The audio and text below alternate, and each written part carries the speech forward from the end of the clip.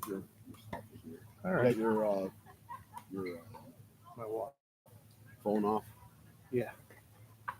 You We're on live, by the way. Hello, everybody. Hello, everybody. This is John Ruff from Keeping It Real Section 5 Football.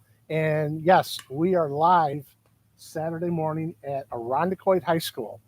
And first of all, I got to introduce my far left, Section 5 Hall of Famer, Paul Brigandi. Paul. Hello, John, and hello, George. Welcome back to Thanks for having me, guys. Yeah. show. And We're on the field here. It's great. Yep. well, we wanted to recap a little bit about the West Side Camp, and we were there. We saw 650 kids, 12 teams, and like a lot of people getting work done. Well, I'll tell you what. We had 12 programs, Paul. We had 12 varsities and 12 JV teams getting after it at Greece Olympia High School. We had a little bit of a delay, but after that, we had perfect nights of weather. And, there was a lot of work, a lot of repetitions, 3 scrimmages a night. We thought it was a huge success. All the coaches are very happy about the number of repetitions they were able to get in during the games. Well, we spoke to a lot of the coaches, and they, when they were coming up and doing those interviews, and obviously a lot of positive comments. And I guess my question is, how big can this camp grow? Is there room to grow it even bigger? Well, physically, I think we can add 2 more programs. The fields back at Olympia, there were 2 fields there that were just kind of sitting there waiting for us to add 2 more programs. And we did have a couple of programs at the last minute because of the change in the start time drop out because they had other camps planned or other vacation plans. And we also have 2 teams that are on a waiting list. So we do have up to 4 teams that are interested in coming next year, 2025. Well, I liked a couple of the new touches this year. You had the drone around this year and taking videos and pictures. How'd that get done? Yeah, I want to give a shout out to Rick Kachalova, who came down with his drone on the last night. He was able to zoom in from, 200-300 feet and, catch some little things from the air. It was great to add that little spice to. Well, when do you start preparing for the next year, or do you debrief with these coaches after having like a large camp like you just did, and how long does the process to start the following year? Well, we always obviously the open door for the coaching staffs. If there's anything that you liked or disliked about camp, please bring it to my attention so that we can address it. There was probably 3, maybe 4 little snafus in scheduling, just because we had one team that wasn't able to bring all their linemen. So that was a 7-on-7. We had to switch from a run game to a pass game. Little things that we have to monitor and adjust as we prepare for that week. And then, of course, if anybody wants to send me a suggestion for next year, we're always open for suggestions. I was really impressed. Actually, the third night we were up there, we're up in the press box and we're kind of, everybody's behind us, all the kids. I looked out the window and I looked in, and I even said there were a ton of kids up there, and it just really makes your heart open because we know how football's been going a little bit up here in the Northeast a little bit, and just to see that amount of kids out there, it's just practice that we're getting after it. It was awesome. It really was. Yeah, I was very pleasantly surprised at the schools that we had were all very healthy numbers wise. Even the smaller Class A's that we have at camp were in the varsity in the low to mid 40s with full JV teams. And that's 2 weeks before the actual start of the season. So to have that many kids committed to a 3-night camp 2 weeks before the season starts really is a testament to the coaches. And getting back to Paul's point, this is a yearly event. This has become a big part of coaches' calendar right from the beginning. So I could tell them next year football starts on this date, camp is on this date. They've already got it in their calendars, and that's already getting out to the parents, the coaches, the kids. Vacations aren't happening that week. So It's worked out great, and yeah, we topped out at around 650 kids on varsity field Uh-huh. and JV field, and then in the past we used to run the modifieds there too. We're now at Irondequoit because we just don't have the fields for the younger kids. Yeah. You know what else was very impressive is, we saw the football officials. A lot of them maybe were first year officials getting their feet wet, working, and there was obviously the experienced officials, tutoring and working together, talking to the kids and coaches. Yeah, the Officials Association, led by Peter McCabe, who was one of your guests, Mm-hmm. was gracious enough to use our camp as a training ground on field, out of the classroom type of experience to be able to rub shoulders with the kids, talk to the kids without throwing a flag or talking to the coach without being in that really stressful situation. So it's a chance to introduce the young coach to the young official and vice versa. And it gives us a chance to work together and make it a more of an official event. I did notice that throughout camp, the officials, if they called a penalty, they would go up to the young man and explain what an offsides or a holding or whatever. They were explaining to the players, why the flag was thrown or what's going on, so the kids would understand more, which I thought was just awesome.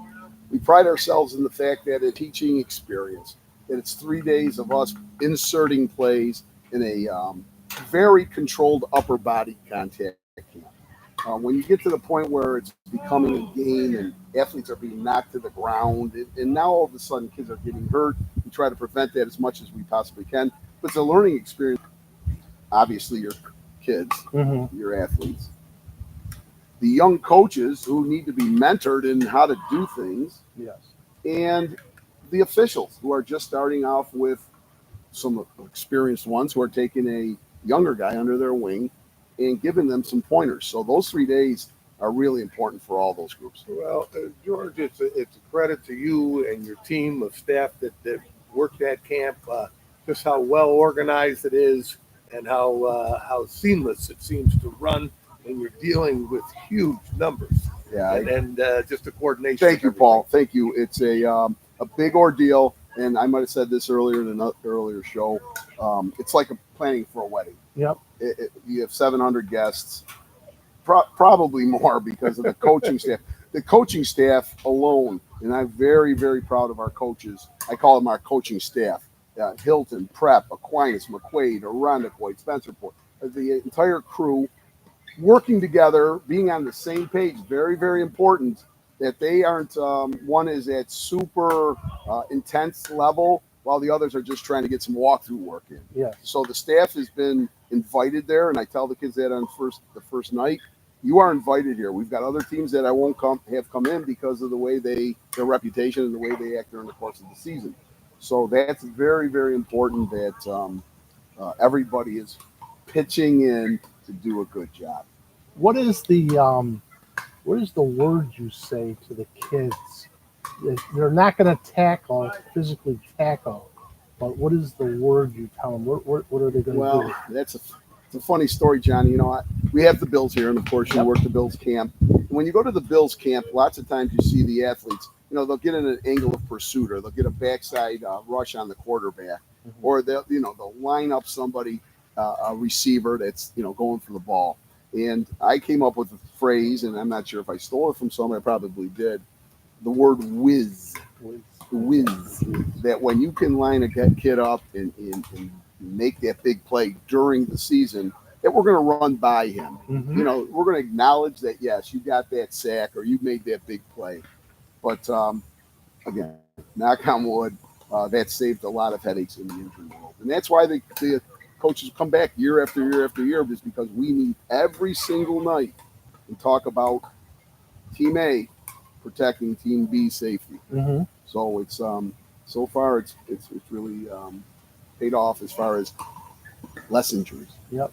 And then, following up on the West Side camp a little bit, the following week you're here with a mod camp, and there had to be another 300-400 kids in that.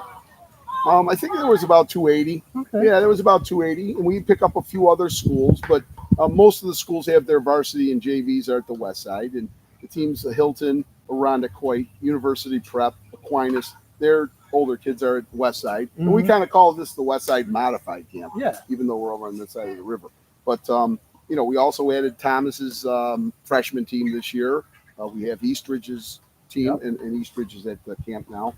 So there's a little correlation. And what's nice about that is that the kids, again, are putting it in their calendar that they're going to go to camp before their season actually starts. Hmm. So now the kids that were here during mod camp know as freshmen and sophomores and juniors that that's part of their summer. Hmm. So it's given us a chance to wean them into the season. That was excellent. Just seeing the numbers of modified kids up here was Mhm. just, Yep.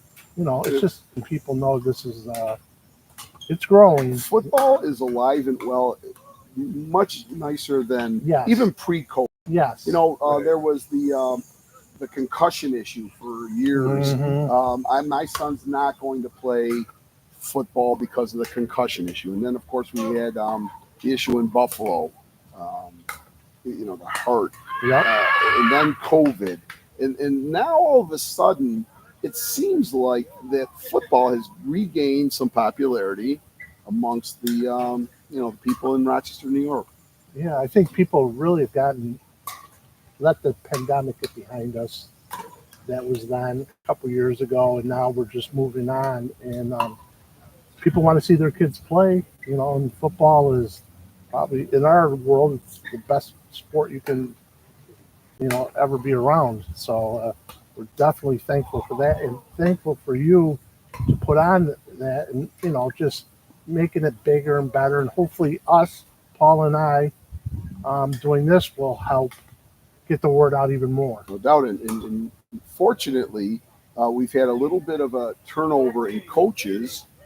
Sometimes when a coach is at a school for a long period of time, they have their set way of doing things. Hmm. But if you look at the roster of coaches that we had at Westside, there was probably, I don't know, you guys did the interviews, there was probably 4 to 5 new, young New head coaches that second- are going to Right. try something different. And you're right. And that camp was probably your camp is probably the first time where they actually got the whole team in one place and actually buckled it up and went to battle a little bit. Right. And they all said that how valuable this West Side camp is just as a part of the evaluation process, especially for these new coaches that where they can see some of these kids for the first time out there. Right. Yeah. Most of the varsity and JV coaches know who their kids are.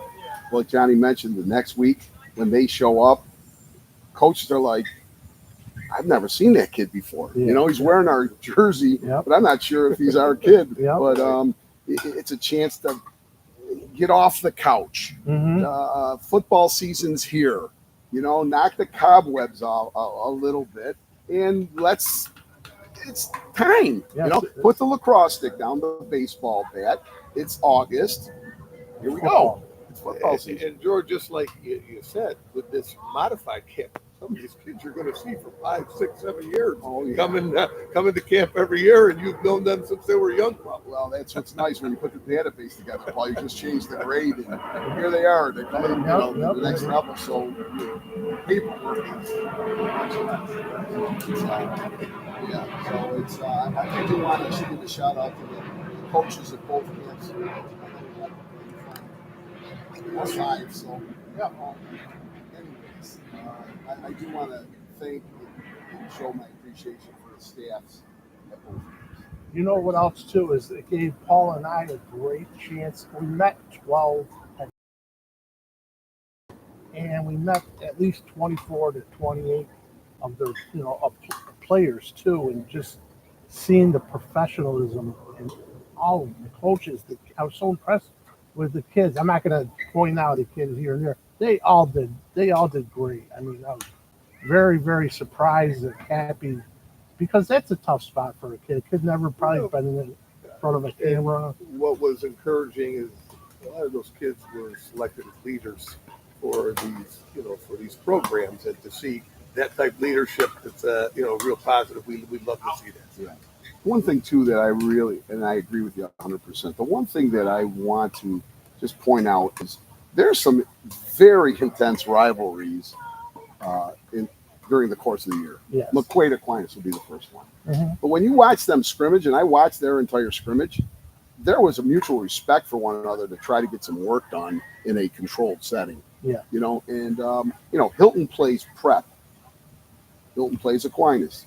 They play McQuaid. There's no way around it when you have 9 scheduled scrimmages Mhm. against 12 opponents. You're going to run into Right. somebody that Right. you're going to see during the course of the year.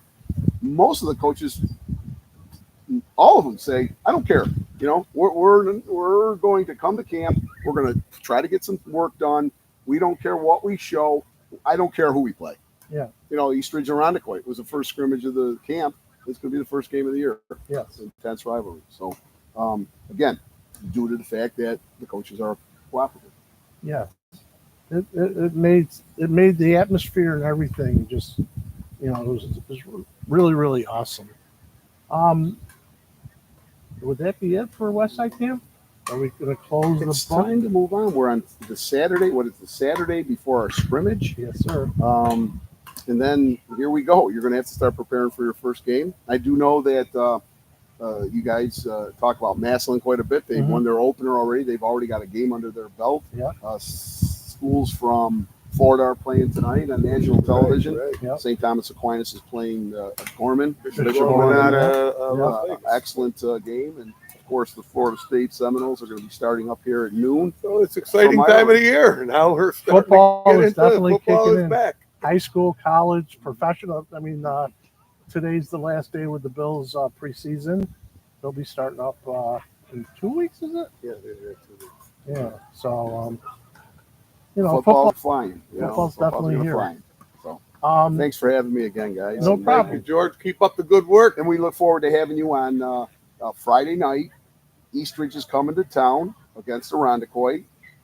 2 teams that have battled over the years, and we're looking Town forward rivalry. to it. We're looking forward to it. And as you know, in Class A, Eastridge is a Class B school, so it's a non-league game for us and for them. Mhm. But Class A, 16 teams, 8 make it, 7 collect their gear. They're all So important. they're Every all game is important in this class. So thanks Yeah. for having me, and Yep. Yep. go from there. Well, You thank got you got a minute or gotta go?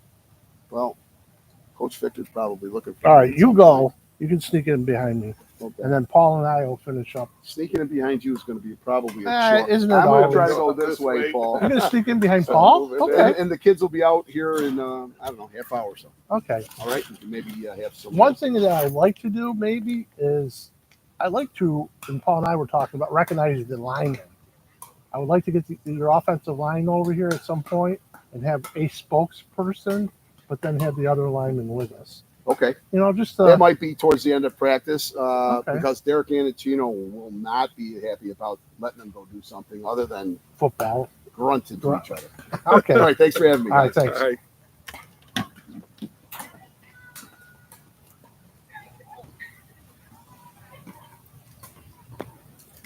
Okay.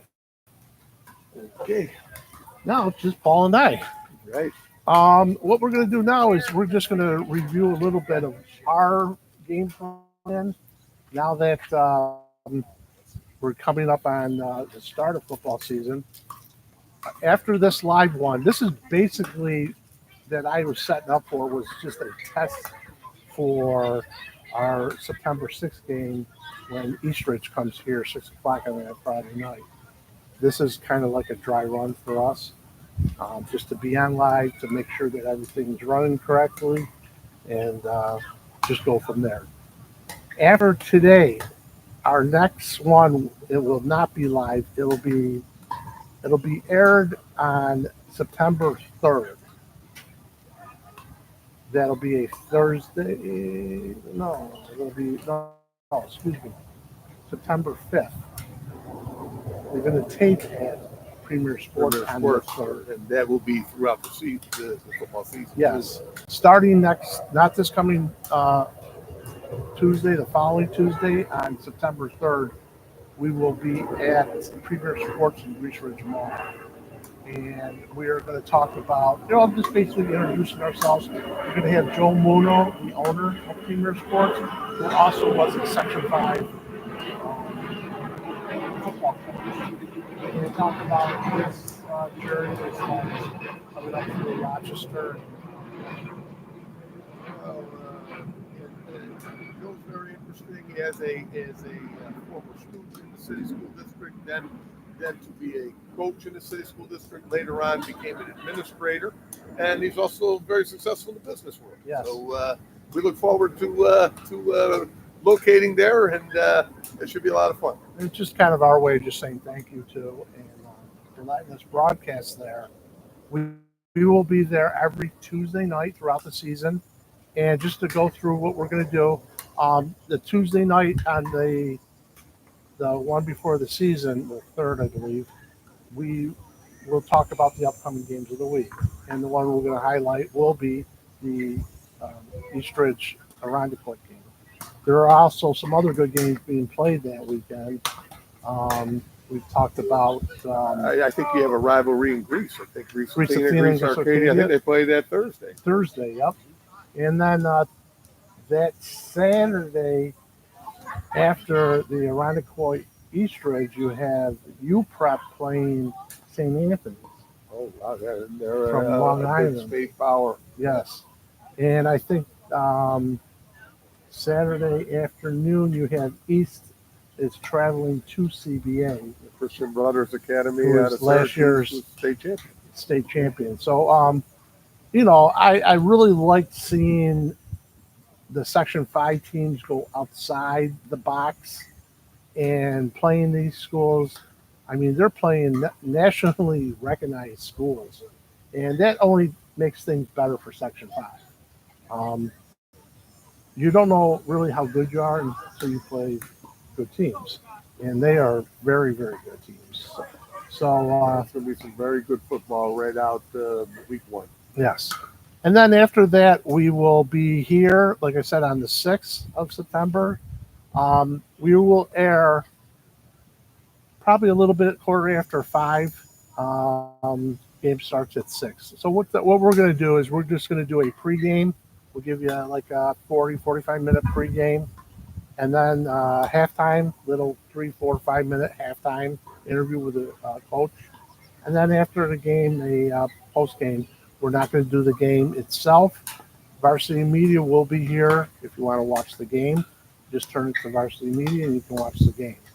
And but that'll be it. Now, depending on how everything goes with the Irondequoit East Ridge, as far as I am with the hooking up everything and we are also planning on later on in a couple weeks is going to McQuaid High School.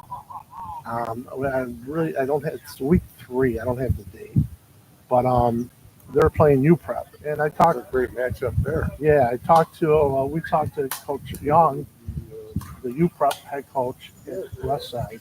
That would be a rematch of the Section 5 finals. Yes, it would, and that looks like that might probably be the next one we're going to do, and then after that, live. We're looking at doing maybe a sectional final game.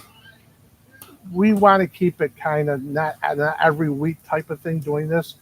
Like I said, I have a full-time job, so it's just tough moving things around.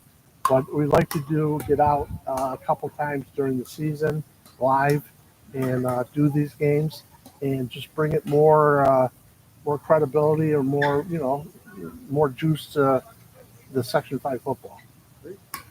And then, like I said, during the season, we'll talk every Tuesday from Premier Sports, and then we'll just go from that. Right now, what we're going to do is they're starting to make their way out onto the field. We would like to interview the offensive linemen because they get no love, and we got to give them some love. We got to talk to Coach Anacino, maybe free him up for 5 minutes and see if we can get a couple of their guys over here and just chat with them a little bit. So just stay tuned. We'll be back in a little bit. Thank you.